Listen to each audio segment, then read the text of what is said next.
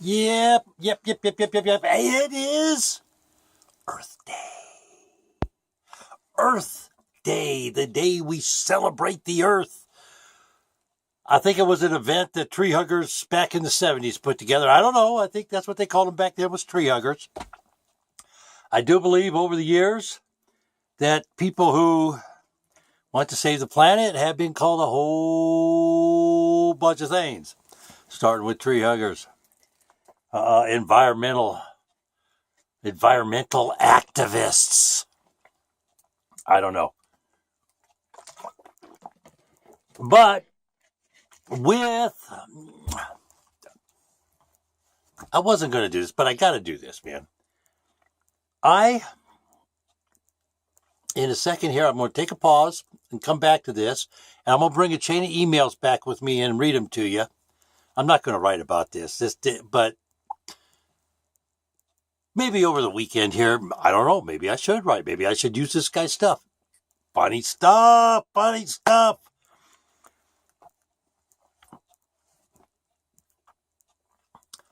One of my GMO Tuesday videos, ladies and gentlemen, I get a thing on it by a gentleman named Thomas Baldwin, who I guess has a couple science degrees somewhere up there in Idaho.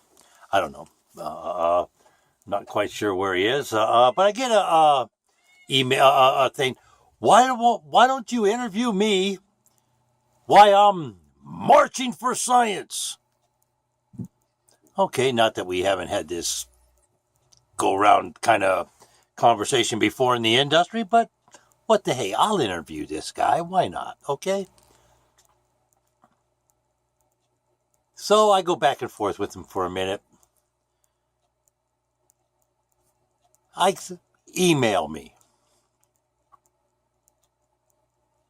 Marching for science, okay? I want you to keep this in mind. Marching for science, ladies and gentlemen. Tell the truth. Tell the truth right now. You know where I'm going because you know how I feel, what has been done to science when it comes to the GMO technology industry. The agrochemical wannabe farmers. I'm telling you. So, I'm going to pause for our calls.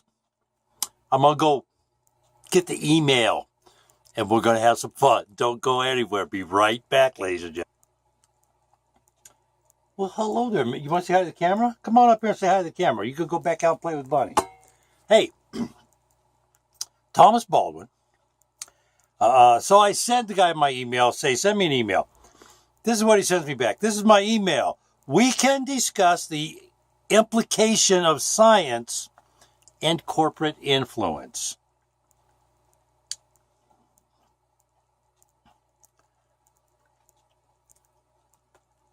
Do you have a specific instance, example, or verified occasion of corporate influence on science? Sure, use of lead and gas.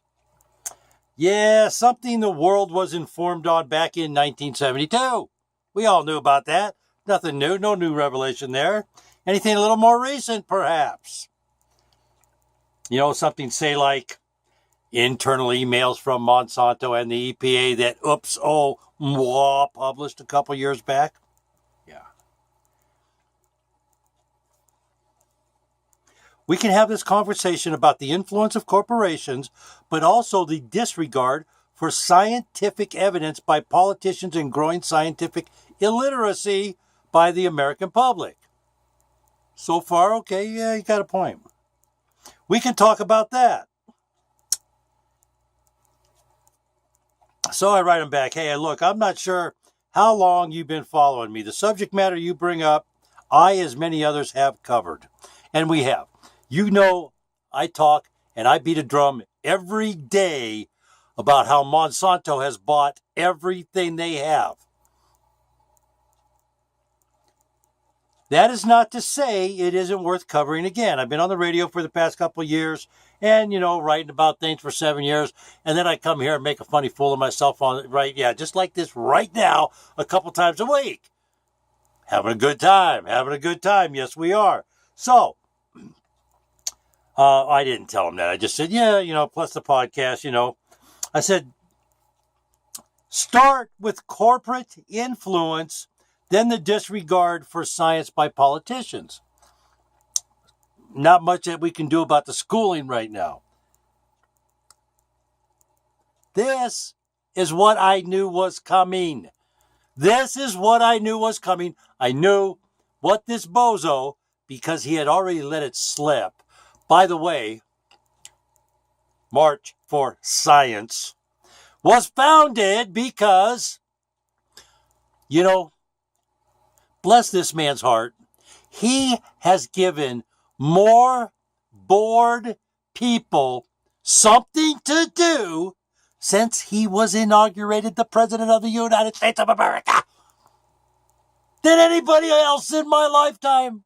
I have never, ever, ever seen so many people with something stupid to march for in my entire life since Mr. Donald J. Trump has been elected to the presidency and inaugurated the president of this United States of America, ladies and gentlemen. That's what I'm talking about. Whether they're working for free or they're working for money, he's putting them to work. He gave them a purpose. Bozos. Anyways, this was his response to me saying, yeah, we can cover this again, okay? You have it backwards. First, we talk about the deficit of knowledge and the lack of training for people to set aside their natural biases when gathering information about topics in health. You will like this discussion, as it certainly shows the flaws of mainstream media. Duh, I already know the flaws of mainstream media. Been screaming about it for quite some time. Hello! Obviously, somebody with blinders on, he didn't do a little bit. Said their natural bias when gathering information. He didn't do no information gathering on because you guys know. I'm sorry. Hey, people who've been following me for a while, they're going to be laughing with me right now because they know what I'm saying right here. Oh, Mr. Baldwin, he could be sitting right here. He going to get said the same thing too. He'd be getting said the same thing too. And I'd be clowning him just like I'm clowning right now. This is insane. We're just getting warmed up. We're just getting warmed up. Don't go nowhere. Get some popcorn. Don't go nowhere. Okay. Then we can talk, right? Then we can talk about corporate and political influence on science and how it is unsustainable. Hello, Monsanto. Yeah, your thing is unsustainable from one of your shill scientists. I'm telling you, this guy is a shill, okay? You'll see. You'll see. Then he goes on to say again, another separate email, the lack of scientific background from the populace is what drives purchasing of products from corporations that block science or electing politicians that ignore science. The lack of scientific background. What does that have to do with buying a politician? What, because we're not studying science? We're stupid to the fact they're buying politicians? Pardon me, I'm sorry. Pardon me. I don't mean to get it.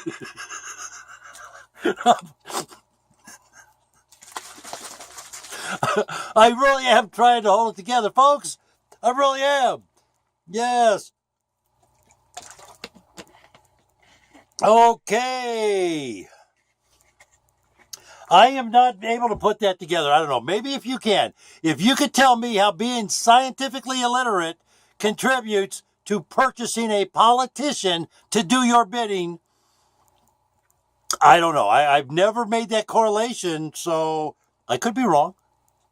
Wouldn't be the first time I spun a plate and stuck it on a stick.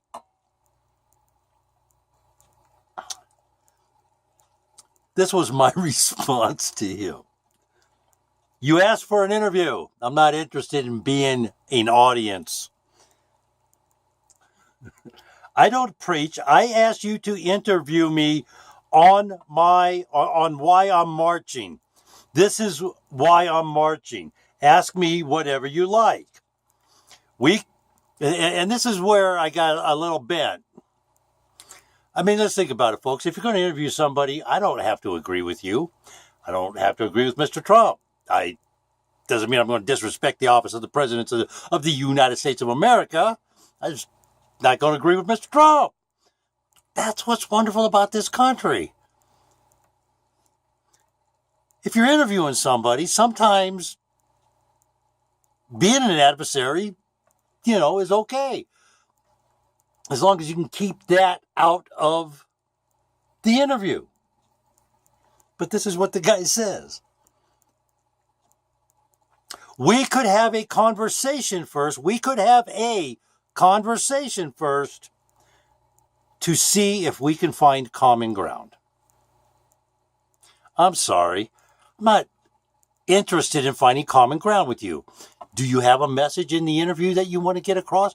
You're marching for science, for Christ's sake. What, is science in jeopardy? Is science flawed somehow? Is all the science we've been taught all our lives no good anymore? Is there some new and improved scientific product out there that we want to put in our brain so we are no longer scientifically illiterate, Thomas? Please enlighten me and moi, everybody else. I guess you guys know that didn't go over very well. No, we don't find common ground. That may be how you want to get the word out, but an interview is a Q&A, not finding common ground. Ladies and gentlemen, anybody that I've interviewed, they know me. I'll ask you questions. I'll come back and I'll ask you some more. And you know what? If it's good, it's good. If it's not, it's not. It's just the way it is. But we don't find common ground. And if anybody else wants to try to backdoor me on this, I've had the opportunity to interview 26 different Monsanto employees or people that were closely affiliated with Monsanto that were in a position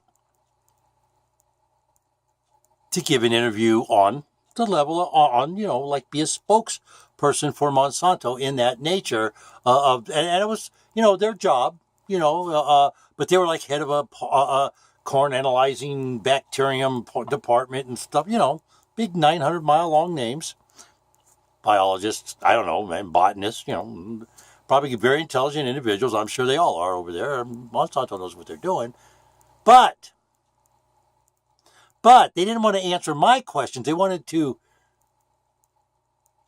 what does they call it, ladies and gentlemen? Shape the narrative. That's what they wanted to do. They wanted, and no, you don't get to shape the narrative. That's finding common ground, ladies and gentlemen. You shape the narrative by finding common ground. I don't need your common ground. I don't care. Okay? I don't care. So, anyways, I laid into him. He writes back, there is this new troubling trend of throwing out scientific conclusions, and he goes on and on and on and on and on. And he tried to make a tie-in to funding. Okay? And I wrote a paper some time ago in one of the sociology gigs I did. Funding and purchasing are two entirely different animals. Two entirely different aminals, ladies and gentlemen. Yes, they are. Yes, they are. Because when you purchase someone, Debbie, give me $15,000 stabbing owl. I'll do your bidding. That's purchasing. When you fund something, you say, here's the money. Tell me what happens when you're done. And you go on about your business. And you don't mind that and you don't shape that. That's for them to do. That's their business. Your business was just to fund it and get on down the road so they can make a good conclusion. Yeah. But the paper was called Pecuniary Greed. And we're looking at it. We're seeing it at its finest, ladies and gentlemen. Yes, sir. So anyways, I asked this guy, there's a troubling new trend. Can you provide examples?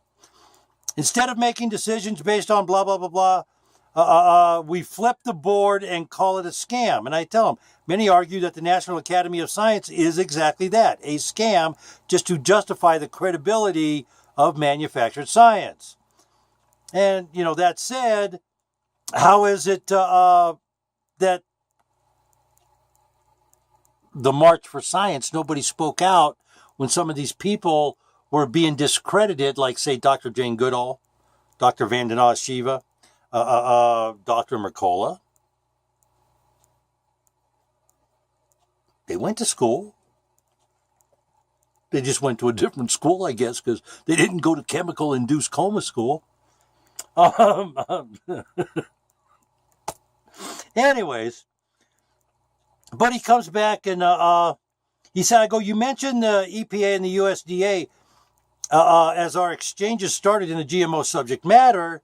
Many argue that these agencies were purchased in the early 90s when former agrochemical company employees were appointed to positions and, in fact, buried accurate or real science in favor of their former employers' products and sales goals. What, if any, does your organization have a position on this? They're the ones they're marching for science, aren't they? They're marching for science. They are marching for science. Why didn't they ask about that science? That science got buried. That science was not good. It wasn't. It was good science. It was good science. But, what didn't it do? Come on. Come on. Let's pretend we're on Sesame Street and say it all together. You sure? Are you ready? Huh?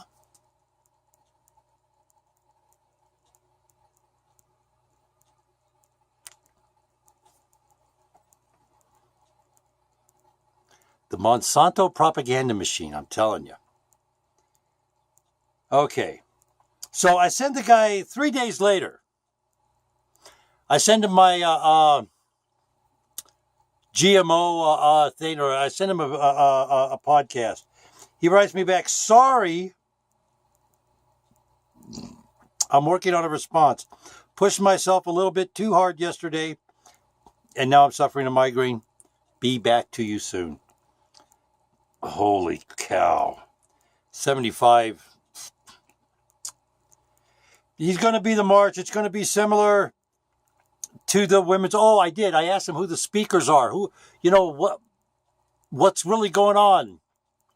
Bill Nye, the science entertainment guy.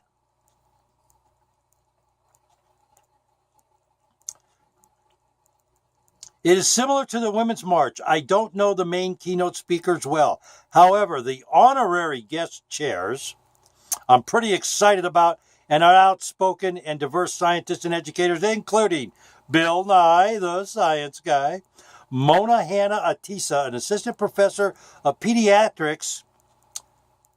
Her claim to fame, Flint water crisis whistleblower. Good person. Good person. Linda Via Komaroff. She's a biologist who made critical contributions to producing insulin from a bacterium and is the co-founder of the Society for Advancement of Chicanos, Hispanics, Native Americans in Science.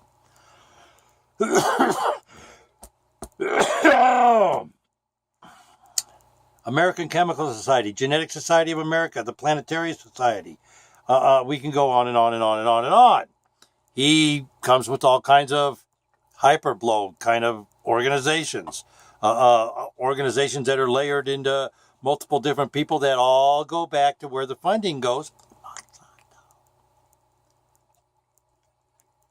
One last question, if I may, Thomas. One last question I ask him.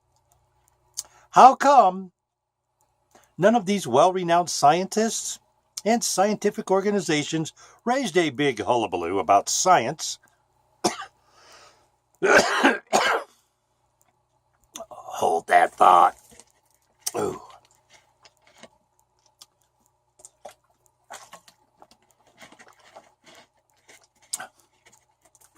Yes, you know what I asked him, ladies and gentlemen. I asked Thomas, where were all these people making a hullabaloo about science for the exact same reasons they are here when Michael Taylor gave us the substantially equivalent policy and virtually allowed unchecked poisons into our food supply? This was Mr. Baldwin's response.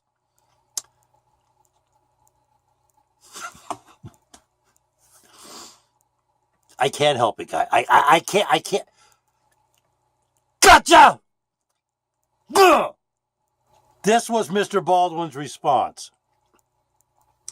Define poison. I don't think you are using that term correctly. Glyphosate, it kills shit. It's in my food. It's a frickin' poison.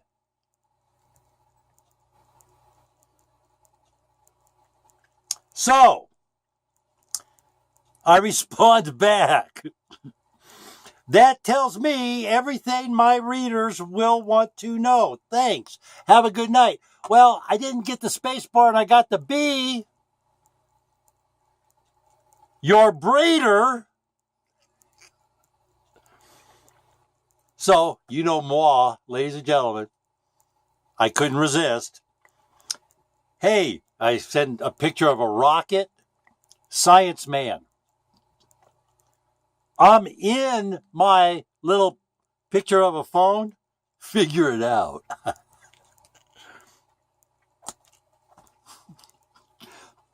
And then Mr. Baldwin lied to me.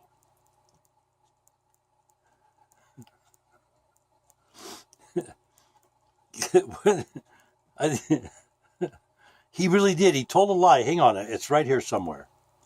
Hang on here. Define poison. Your breeder. Okay, after I said, hey, Mr. Rocket Science guy, I'm in the phone, figure it out. You know, little keypad, big fingers, duh. This won't be fun for you. That's what Thomas Baldwin said. I'm sorry, dude, that's a lie. This has been a frickin' ball.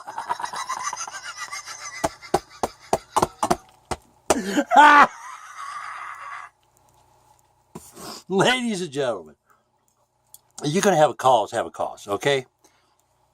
I ask you again, help me out on this Twitter campaign.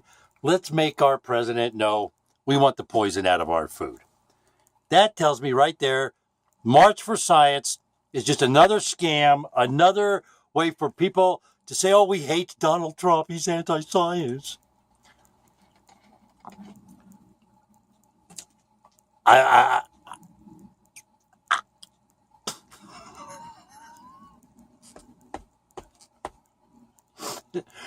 If you guys really want to laugh,